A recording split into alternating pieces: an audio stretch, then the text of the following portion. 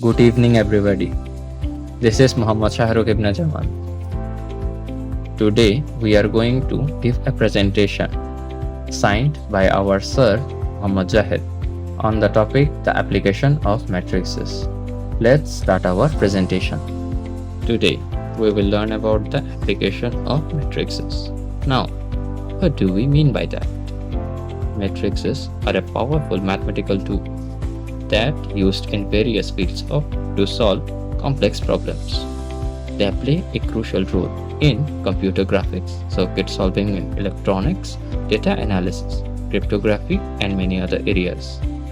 This presentation will explore the diverse applications of matrices and their significance in modern technology and science. Let's find out today's contents. First of all, we will give an overview of matrix because we need to know about matrix to know the applications of it. And then comes the applications like solving linear equations, computer graphics, data analysis, cryptography, image processing, and many more, as you can see. Now, let us give a short overview of matrix. Matrix are rectangle arrays of numbers, which includes row, column, and square matrices. And basic operations of matrices include addition, subtraction, and multiplication. The first application of matrices that we are going to talk about is solving linear equations, which implies finding values that satisfy linear equations. It can be done through various methods like substitution, elimination, and matrix methods. Now, for example, linear equations are used in various fields like circuit solving in engineering and in economics. And now, uses of matrices in linear equations. Matrices can represent systems of linear equations.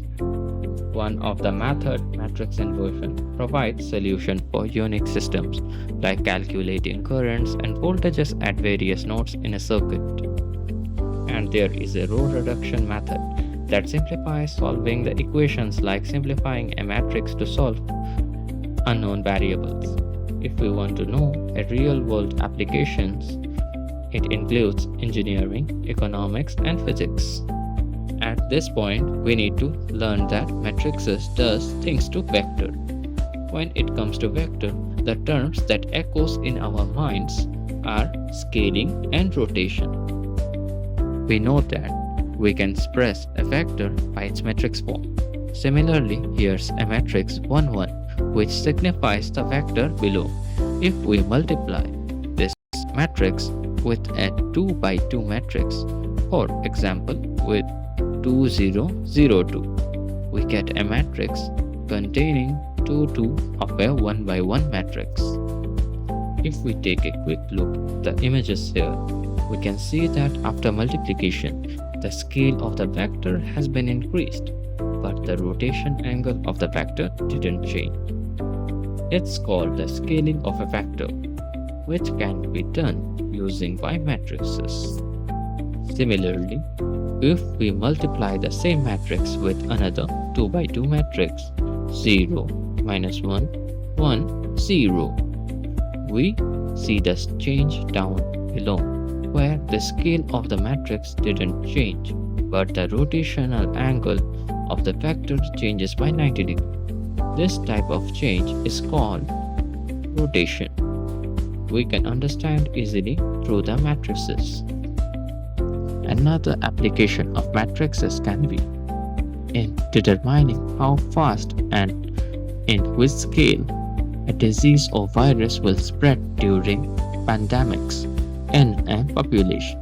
If we can arrange the percentage of people getting affected and the number of people not affected in matrix form, we can easily detect the number of people that are going to be affected and thus take necessary steps to reduce those casualties. Now, suppose this given matrix is the percentages of people being affected and people converting normal. let's say due to a vaccine, in a specific time and again, after a specific amount of time. And if we arrange them in row 1 and row 2 respectively, we get the number of people that were initially affected. Now, if we use inverse matrix formula, we get the number of people who are presently affected by the disease. Thus, if we apply this process over and over again, we can actually measure the rate which the disease is going to spread. Okay, now moving on to the another application of matrices, and that is computer graphics. In computer graphics, matrix helps in rendering where 2D images created from 3D models. Also, for animation, where static images are brought to life through movement. And lastly, for simulations, where real-world phenomena is modeled in a virtual environment, which is nowadays known as VR. Now, if we get deep into it, matrices are used here in transforming shapes like translation, rotation, scaling, for representing 3D objects in 2D space, for manipulating images through pixel transformations, and also for rendering scenes in video games and simulation. Now I am passing this presentation to my fellow teammate Sahedol Islam. He will take it from here. Hello, this is Sahedol Islam. I will be now discussing the next application. The next application of matrix will be data analysis. What do you mean by data analysis? It actually refers to data collection where relevant data from various sources are gathered to clean in data by removing inaccuracies and inconsistencies from dataset. Lastly, to visualize where graphs and charts are created to represent data insights. Data analysis actually has various sectors to look into, like data organizing, where large datasets are organized in a structured form. In machine learning, to facilitate machine learning algorithms such as neural network, performing operations like regression analysis and principal components analysis, known as PCA, and also for enhancing data visualization techniques. One of the most important use of matrix can be seen in image processing. If we want to know about image processing, it is a process of improving image quality through adjustment, dividing an image into parts for analyzing, also identifying key elements within images. By far, for matrix uses, we can represent images as pixel matrices, apply filters and transformation to enhance images, just like every people nowadays put their image on social media like Facebook and Insta. Perform operations like edge detection and segmentation, and enable compression algorithms for storage efficiency. Speaking of image processing, first we need to learn about digital image. Now, what is digital image? A digital image is a representation of real world as a set. It is essentially a 2D array or matrix of discrete picture element called pixel. Each pixel holds a numerical value that represents the intensity or color at the specific point in the image. Pixels are basically the fundamental building block of digital image. By definition, a square image is made of almost million pixels, 1000 on each edge, can be represented by 1000 by 1000 matrix, where entries are color value of each pixel. Now, if we are working with black and white images, let's assume black can be represented by 0 and white can be represented by 1. While working with grayscale images, it implies that anything between 0 and 1 can exist, which will correspond to a different shade that is gray. We get the color of pixel based on their values. As we increase the value from 0, the color starts to become blurry and eventually become white when it reaches 1. We can change image by manipulating pixels. In image processing and manipulation, Whether it be blurring an image or detecting edges or sharpening an image, it all comes to manipulating pixel in very specific way. As an example, let's mathematically blur this image of number 1. To do so, we have to make a 3 by 3 matrix where every entry is 1 by 9. This is known as kernel matrix. Rather than using normal matrix multiplication, the kernel is applied by convolution. If we wanna know about convolution, I'm not going into that deep, but convolution is a mathematical operation that combines two functions to produce a third function. Each new target pixel color value is calculated by using the original target pixel and the surrounded pixel. Here we basically find the average of the pixel values. After applying kernel, we can see a blur image of number 1. This is basically called manipulating pixel to blur a specific image. And here is another image that is blurred by manipulating pixel. And yes, you can do it. There are several other kernels that accomplish different things, such as sharpen kernel, which enhance the edges and fine details within an image, making it appear sharper. And there is edge detection to identify pixel in an image when there is a significant change in intensity. If that's done, let's go to our next application, cryptography. We see cryptography is the art and science of securing communication and information from unauthorized access and alteration.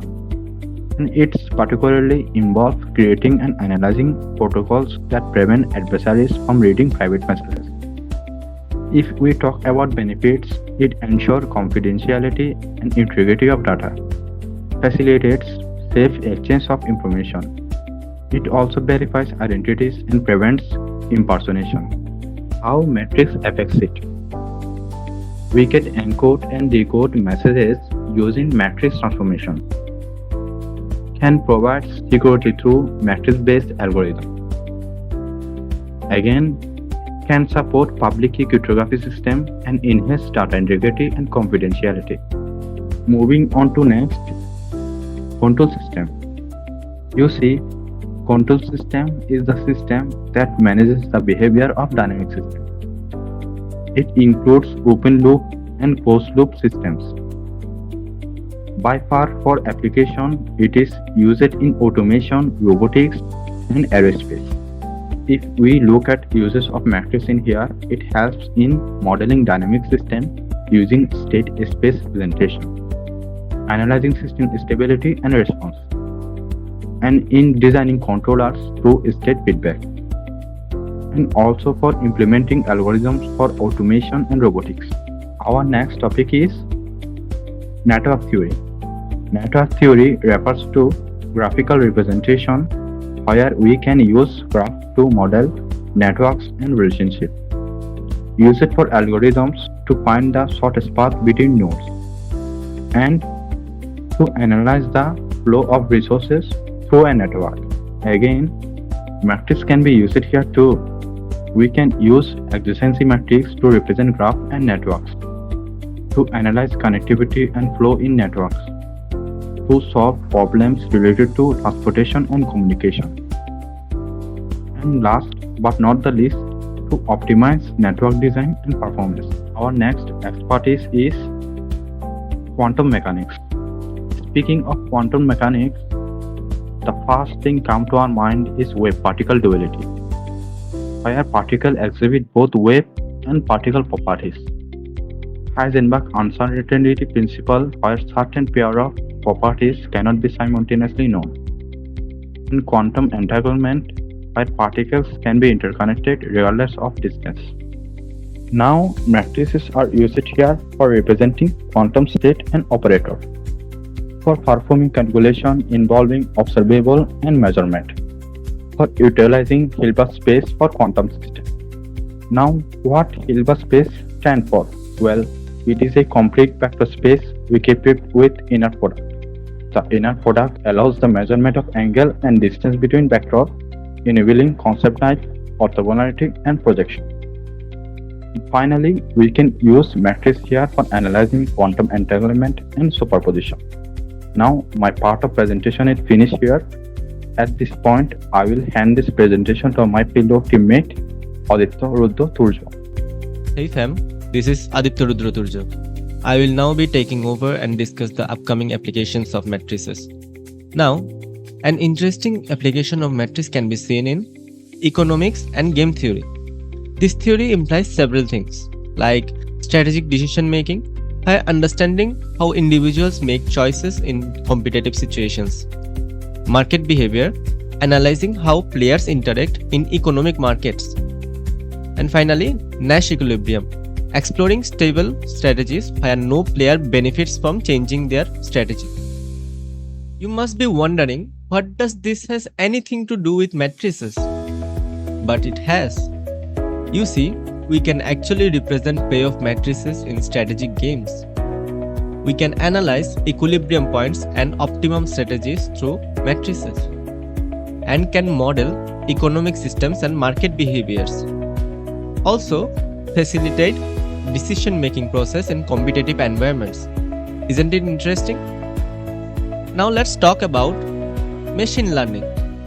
Actually, machine learning is a fascinating subset of artificial intelligence that focuses on building systems capable of learning from data and making predictions or decisions without being explicitly programmed.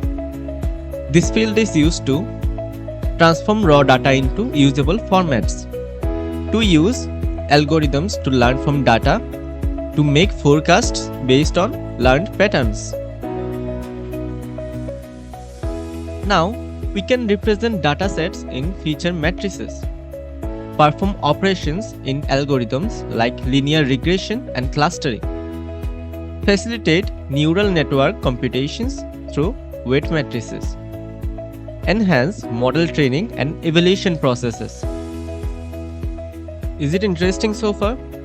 If it's not, then now it will become interesting because I am going to talk about dating apps. You must have heard about dating apps or even used. Have you ever wondered how does the matchmaking systems in these dating apps work? And since it is a presentation of applications of matrices, you should know by now that it has the use of matrices. How is this done? Well, let's find out. You must have heard about dating apps like Match.com or Tinder, where you basically swipe right to fix your match or left if you are not interested in someone. Suppose we have a dating app where only 3 males are registered. We are leveling them up as 1, 2, 3 and 3 females level 4, 5, 6. And this is how they are matched together. Here, the first guy is matched with all 3 women and the second guy is matched with these 2 and the last guy is with 1. What we mean by matching is actually means mutual connections. Now, this gives us a visual representation of the connections between them. Or, we can make 6 columns and 6 rows to form a table to make it more easier to analyze. If we look at 2 persons who are matched like number 1 and number 4, we have to locate the square box in column 1 and row 4 and put 1 in here. And since these are mutual connections, we have to put a 1 in column 4 and row 1 too. Now, what about 2 persons who are not matched with one another, like number 1 and number 2? We simply have to go to column 1 and row 2 and put 0 in here, since they have no mutual connections so far. And also put 0 in row 1 and column 2 to reflect that. If we look closely, we can understand that no person can be matched with himself or herself. So we need to put a 0 in the boxes where the column number and row number matches, which is the diagonal in this case. For that reason, we must put a 0 here. And these will be the rest of the connections. Now, since we have the table here, if we want to know if 2 persons here have connection between them or not, for example number 2 and number 6, we just have to go to row 2 and column 6 to see if it's a 0 or 1 in here. As we can see, since it is 0, there is no connection between them. Now, instead of table, we will just call it a matrix. We just have to remove the grid line from here. In case of graph, this is called adjacency matrix. Let's say we want to know the mutual connections between 2 people. For example, number 1 and number 2 we get they are mutually connected with two people, number 4 and number 5. This is what we are calling length 2. Now, what are we actually meaning when we are saying length, or should we say path in here? If we look at number 3 and number 6 in here, and if we consider them as vertices, we can see that they have only one edge that is connecting them together, which shows their mutual connection. Since they have only one edge that is connecting them together, we are calling it length 1. Now, if we wanna look at the vertices number 1 and number 2, the path is twice as that of number 3 and number 6. That means they have two edges that are connecting them together. This is what we are calling length 2. We can also define length 2 as the number of mutual connections between two persons, since they both mean the same thing. So, number 1 and number 2 has two length 2s, or two mutual matches. Firstly, it goes to number 4 and then comes to number 2 is the first length 2 or mutual match, and again it comes to number 5 and then comes to number 2, which is the second length 2 or the second mutual connection. I hope you understand by now. You see, we can also understand it from the matrix mathematically instead of the diagram. If we identify this matrix as matrix A and then square it, meaning that if we multiply this matrix with itself, this is the resultant matrix. Now, let's say we want to find out how many mutual matches does number 1 and number 2 have. To find out, we will have to locate the square box in column 1 and row 2, and as you can see, there are two mutual matches between them. If we want to apply the same process in case of number 2 and number 3, we can see that there are no mutual matches between them, and that's why there is a 0 in here. Now, what does the diagonal express? It actually signifies how many matches do they have, or in another words, how many length 2s are between them, as they basically mean the same thing. You should probably know by now that what will happen when we multiply it again with the same matrix. Well, we get the cube of the matrix A, where it tells us how many length 3s are in there. So, here the power of a matrix tells us how many of that power length is in between two nodes. So, by using matrices, we can learn about the principles of these kinds of apps easily. Let's go to the next topic. Robotics. We all know that robotics has been contributing simultaneously for the development of various sectors all over the world. Robotics used in automation, where robots perform repetitive tasks more efficiently. In healthcare, where surgical robots assist in complex procedures, and in manufacturing, where robots enhance production line efficiency. And it has a significant use of matrices here, like in representing robot movements and transformations, analyzing kinematics and dynamics of robotic systems, implementing algorithms for path planning and navigation, and also in facilitating sensor data processing and integration. Finally, we can say that matrices have a huge versatility and are very useful in various fields all over the world. They have real-world applications since they are used in technology, science, and economics too. And it has a vast future potential as there will be continuous innovations in matrix applications.